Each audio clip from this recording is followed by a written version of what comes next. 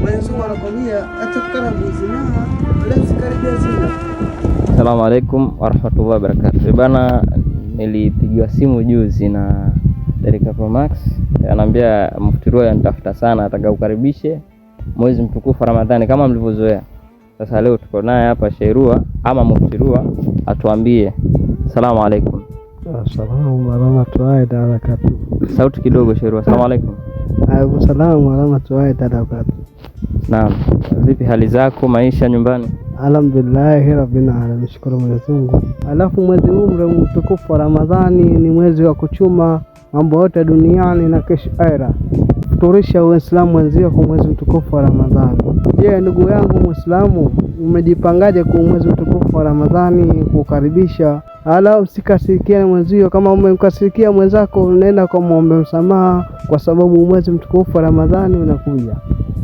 Mwezi huu sio kukasirikiana, ala sio kuwekeana chuki. Kama ni mwezi mtukufu, waweza kufuturisha wazazi wako kwa mwezi mtukufu wa Ramadhani, kufuturisha mzazi wako, ile ni vizuri kwa Muislamu.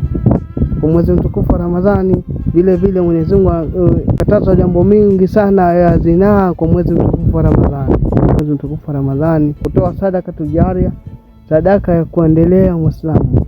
Ni mwezi wa kuswali, kutoa zaka, kufanya swala fajr, kuamka usiku kufanya swala, kufanya ibada, kuamka kucheza zikri usiku, kufanya kumtaja Allah subhanahu wa ta'ala.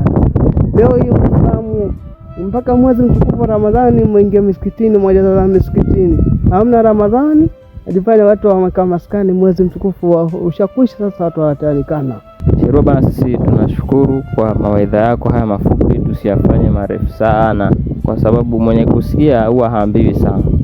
Lakini kabla hatujamaliza, naomba nikuulize, vipi bana, tangu tumeachana mimi na wewe ilikuwa mwaka jana kwenye ndoa yako. Naam. Vipi kule nyumbani? Nasikia bana huko nje wanasema si Sheirua amesana mke wake, hivi ni kweli? Kweli, kwa sababu mtu mwenyewe tu kaleta mambo mengi kwa siri yangu katika nje. Na mimi kwa kweli mimi hapo ile mke tu sitaki kuachana naye mwenyewe tu, kamemeleza ndio nitaka talaka yangu. Kwa hiyo ni yeye mke ndo aliomba talaka. Alikuwa anafaa alikulipa lakini mahari yako, kwa sababu mwanamke akidai talaka anafaa kulipa mahari yake. Aregesha mahari. Ameregesha? Kwa hiyo mmeachana kirosa. Kirosa. Anasija kukasirikia. Lakini ulikuwa hujapanga wewe kumwacha, ni yeye mwenyewe. Yeye mwenyewe.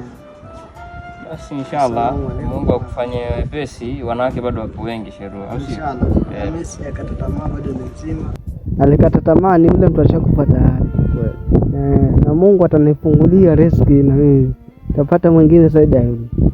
Amin, amin inshallah bana. Muftirua, sisi tunashukuru na nimetoka Mombasa, nimekuja Vanga kwa ajili yako tu kuitikia wito wako. Kwa asante sana. Bana, behind the camera ni Derika Pro Max. Assalamu alaikum warahmatullahi wabarakatuh. Peace, maasalam.